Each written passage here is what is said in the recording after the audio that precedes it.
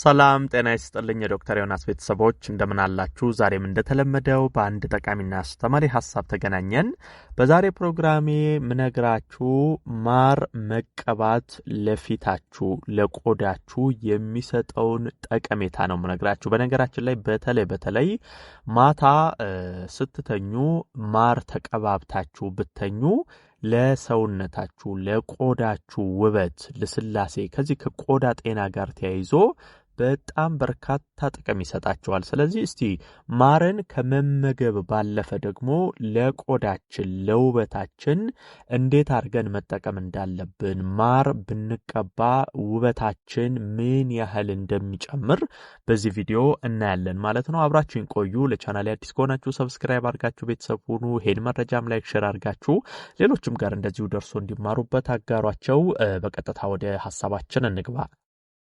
በመጀመሪያ ደረጃ ማር ብትቀቡ የምታገኙት አንደኛው ጥቅም ከዚህ ከቆዳ ጤና ጋር ተያይዞ በተለይ ባክቴሪያዎችን ከማስወገድ ይሄ ይብለጥ ደግሞ ቡግር ለሚያስቸግራችሁ ሰዎች ነው። አሁን ብዙ ጊዜ ቡግር ይሄ የፊታችንን ጤንነት የሚያውኩ ነገሮች በቆዳችን ላይ የሚፈጠሩት ባክቴሪያዎች በቆዳ ላይ ሲራቡ ነው። ይሄ በከፍተኛ ሁኔታ አንደኛው ምክንያት ነው። ለምሳሌ የሞቱ ሴሎች የቆዳ ቀዳዳ ላይ ዛው ተለጥፈው በሚቀሩበት ጊዜ በተለያዩ ምክንያቶች ባክቴሪያ ቆዳ ላይ ይፈጠራል። ያኔ እነዛ ባክቴሪያዎች ቡግር በቀላሉ በፊታችን ላይ እንዲወጣ ያደርጋል። ይሄ የፊታችንን ውበት እያጠፉት ይሄዳሉ፣ ጤንነቱንም እያጠፉት ይሄዳሉ። ታዲያ ማር በተፈጥሮ የጸረ ባክቴሪያ ባህሪ ያለው በተለይ የቆዳ ባክቴሪያዎችን የማስወገድ አቅሙ በጣም ከፍተኛ ነው። የቆዳ መቆጣትንም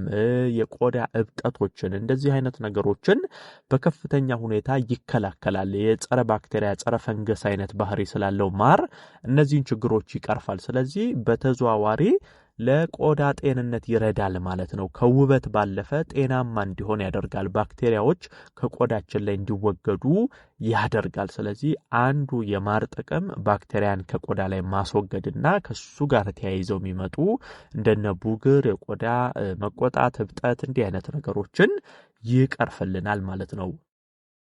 ሌላው ደግሞ የደረቀ ቆዳን ለማለስለስ ይረዳል። ምክንያቱም ማር በጣም ከፍተኛ አንቲኦክሲደንት አለው። ይሄ በተለይ አንደኛ ነገር የቆዳ ድርቀትን ይከላከልልናል። ቆዳችን ግርጥት እያለ ነጭ የሆነ እንዳንቸገር ያደርጋል። ይሄ አንዳንድ ሰዎች ቆዳችሁ ወዙ እየጠፋ ግርጥት እያለ ድርቅ እያለ የምትቸገሩ ሰዎች እንዲህ አይነት ሰዎች ማር ብትቀቡ በጣም ጥሩ ነው። ማር ተፈጥሯዊ የቆዳ እርጥበታችሁን ይመልሳል። የቆዳ ወዛችሁን ይመልሳል። ይሄ የደረቀ ቆዳ እንዲለሰልስ ያደርጋል። እሱ ብቻ ሳይሆን ያለ ዕድሜ የሚመጣ እርጅና ምልክቶችንም ያስወግዳል። በነገራችን ላይ ማር ለምሳሌ የቆዳ መሸብሸቦችን ይመልስልናል። ለረጅም ጊዜ የወጣትነት ውበታችንን ይዘን ቆዳችን ውጥር ያለ ጥንክር ያለ ልስልስ ያለ ተፈጥሯዊ ሆኖ ለረጅም ጊዜ እንዲቆይ ያደርጋል። እነዚህ ቆዳችን እንዲሸበሸብ እንዲላላ የሚያደርጉ የእርጅና ምልክቶችን ለረጅም ጊዜ የማዘግየት ባህሪ ያለው። ስለዚህ ከዚህም ጋር ተያይዞ ማር ለቆዳ በጣም ትልቅ እገዛን ያደርጋል። ሌላኛው በፀሐይ ጨረር የተጎዳ ቆዳን ወደ ተፈጥሮ ለመመለስ ነው። ይሄ በተለይ ስራችሁ ፀሐይ ላይ የሆኑ ሰዎች ይሄ አሁን ሙሉ ቀን ፀሐይ ሲመታችሁ ምትውሉ ከፀሐይ ጨረር ጋር በጣም የሚያገናኝ ስራ የምትሰሩ ሰዎች ማታ ቤታችሁ ስትገቡ ማር መቀባት አለባችሁ። ይሄ የፀሐይ ጨረር ቆዳችሁን እንዳይጎዳው ያደርጋል። ይሄ በፀሐይ ጨረር የተጠበሰ የተጎዳ ቆዳ ወደ ተፈጥሯዊ ከለሩ ቦታው ተፈጥሮ ጤንነቱ እየተመለሰ እንዲሄድ ያደርጋል። ስለዚህ በተለይ ከፀሐይ ጋር ከእንደዚህ ከጨረር ጋር ግንኙነት ያላችሁ ሰዎች በዛ ምክንያት እየጠቆራችሁ የቆዳችሁ ተፈጥሮ እየላላ እየተበላሸ የሄደ ሰዎች ማር መጠቀም ለዚህ እጅግ በጣም ትልቅ አስተዋጽኦ ያደርጋል። ሌላኛው ችፌን ይከላከላል። ችፌ በተለይ ብዙ ሰዎች በቆዳቸው ላይ የወጣ ይቸገራል። ታዲያ ይሄ ችፌ የሚወጣባችሁ ሰዎች ማር ብትጠቀሙ ቅድም እንዳልኳችሁ የጸረ ባክቴሪያ ጸረ ፈንገስ ባህሪ ስላለው ልክ እንደ ችፌ ያሉ የቆዳ ችግሮችን ያስወግዳልም አስቀድሞም ደግሞ ለችፌ እንዳትጋለጡ የመከላከልንም ስራ እንደዚሁ ይሰራላችኋል። ሌላኛው ሽፍታ ነው። ሽፍታን ከቡግር ጋር ማየት ትችላላችሁ። ቀደም አሁን እንደ ቡግር ሽፍታዎች እንዲህ አይነት ነገሮች ብያቸዋለሁ። ይሄ በተለይ በባክቴሪያ አማካኝነት የሚፈጠሩ ነገሮች ሽፍታም እንደዚሁ የሚያስቸግራችሁ ቆዳችሁ ላይ ሽፍታ እየወጣ የፊታችሁን ውበት ወዝ እያበላሸ እያጠፋ የምትቸገሩ ሰዎች ይህንን ማር ብትቀባቡ እንደ ሽፍታ ያሉ እሱ ብቻ ሳይሆን የቆዳ መቆጣትንም እንደዚሁ ያድናል። ይሄ መበለዝ በቆዳ ላይ የሚፈጠሩ የቆዳ መቆጣቶች በሚኖሩበት ጊዜ እዛ ቦታ ላይ ማር ብትደባበሱ ይሄ የቆዳ መቆጣትን ሽፍታን እንደዚህ አይነት ነገርን በከፍተኛ ሁኔታ ማር ይከላከላል።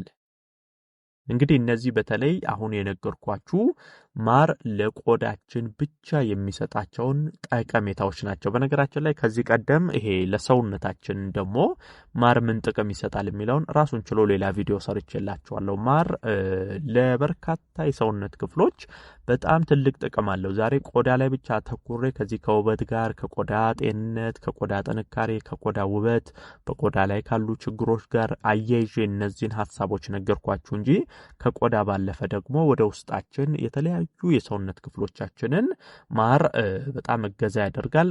ለውስጣችን ደግሞ ማር ምን ጥቅም አለው የሚለውን ከዚህ ቀደም የሰራኋቸው ቪዲዮዎች አሉ። እነዛን ብታዩ ይብለጥ ትማሩበታላችሁ። ማር ግን ለቆዳ ዝም ብሎ ማር መመገብ ብቻ ሳይሆን መቀባት በራሱ ምን ያህል ጥቅም እንዳለው ማወቅ አለባችሁ።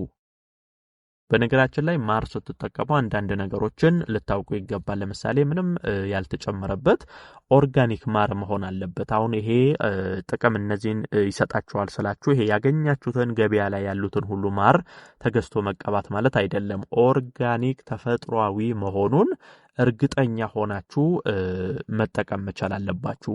ከዛ ባለፈ ደግሞ መጨመርላችሁ ምንድነው ለምሳሌ የአንቲኦክሲደንት መጠኑን ከፍ ለማድረግ ባዶ ማር ከምትቀቡ ከሌላ ነገሮች ጋርም እንደዚሁ ደባልቃችሁ መጠቀም ትችላላችሁ። ለምሳሌ ማር ከቀረፋ ዱቄት ጋር አብሮ ደባልቆ መቀባት ይቻላል።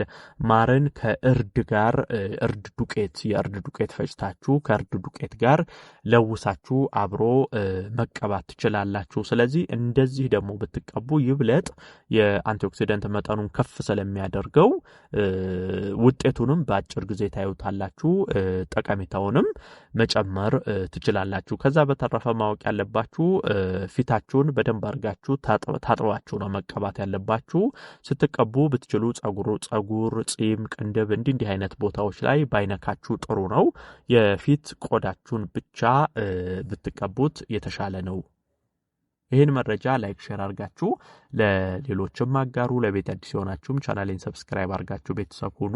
የዛሬን በዚሁ አበቃው። በቀጣይ ቀን በሌላ መረጃ እንገናኛለን። እስከዛው በያላችሁበት መልካም ጊዜ